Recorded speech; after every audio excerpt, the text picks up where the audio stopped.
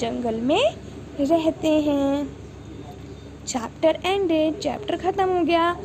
अभी आपको मैं समरी बताऊंगी। समरी मतलब शॉर्ट में जल्दी से क्विक रिवीजन करवाऊंगी।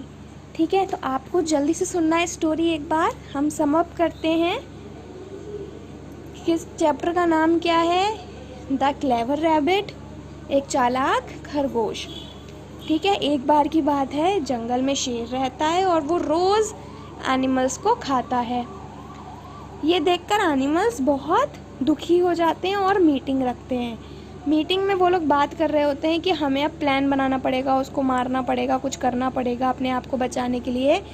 तो ये सारी बातें रैबिट अपनी बरों में बैठ के सुन लेता है, मतलब कि अपनी गुफा में बैठ के सुन लेता है। और वो लॉयन के केव के बाहर जाके चिल्लाता है, मतलब कि शेर की गुफा के बाहर जाके चिल्लाता है कि मुझे आपकी हेल्प चाहिए। दूसरा शेर आ गया है और वो मुझे खाना चाहता है। ये सुन के शेर बहुत गुस्सा हो जाता है और सोचता है कि मेरी टेरिटरी में दूसरा कोई आ जाए, इतनी हिम्मत, और मैं अब उसे खा जाऊंगा। ठीक है,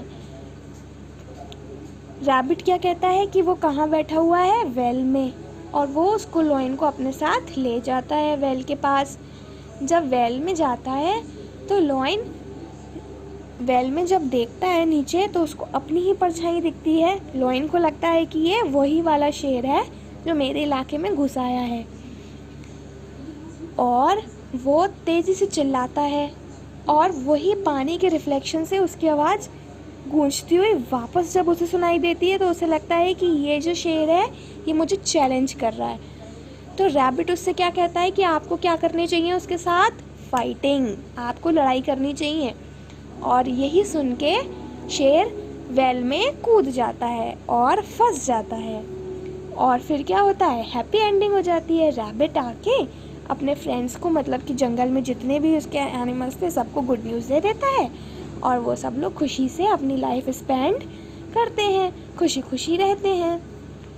I hope the chapter is clear now, है ना? अच्छे से समझ में आ गया ना आपको चैप्टर? अब हम एक्सरसाइज की तरफ बढ़ते हैं। चलिए आइए बेटा। तो सबसे पहले हम वर्ड मीनिंग देखते हैं। वर्ड मीनिंग में सबसे फर्स्ट वर्ड देखिए क्या लिखा है? ब्रूटल। ब्रूटल का मीन्स क्या है? क्रूल। क्रूल यानी कि बहुत ही ज़्यादा निर्दयी। सेकंड वर्ड है टेरिटरी। टेरिटरी का मतलब एक पर्टिकुलर एरिया, एक पर्टिकुलर जगह। ठीक है। Third is marching. Marching means होता है to walk in a formation. ठीक है। Next is bounced. Bounced means होता है to reflect back from the surface, किसी सरफेस से टकरा के वापस आना, bounced. Challenging, an invitation to fight. Challenging का मतलब होता है लड़ाई करने के लिए एक इन्विटेशन देना। ठीक है। Next is rejoice, means to celebrate, celebrate करना। अभी जल्दी से टिक द ऑप्शन देखिए। टिक द करेक्ट ऑप्शन में आपको फर्स्ट वाला पढ़ना है। Once there lived a dash in the जंगल। एक बार जंगल में, डैश मतलब खाली जगह, और ये रहता था। अभी आपको 3 ऑप्शंस मिलेंगे। पहला है मैन, सेकंड है लॉयन एंड थर्ड है बॉय। अब आपको बताना है कि जंगल में कौन रहता था? Man, boy, no, lion. हाँ, हमने क्या पढ़ा था कि जंगल में कौन रहता है? लॉयन रहता है। वेरी गुड, लॉयन पे टिक लगाना है। नेक्स्ट देखिए, the rabbit was listening in his dash.